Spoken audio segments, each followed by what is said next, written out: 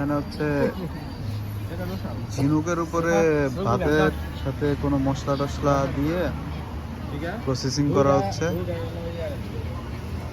এটা আমাদের ভার্সিটির একদম মেইন গেটের সামনেই।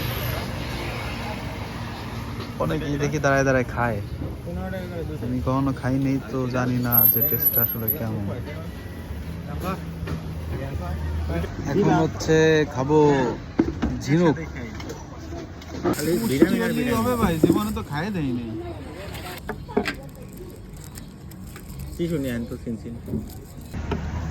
বিসমিল্লাহ।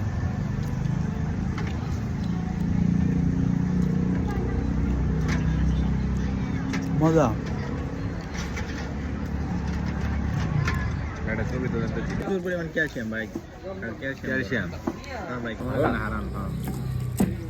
ঝিনুক কি হালাল না মাকরু? হালাল। হালাল।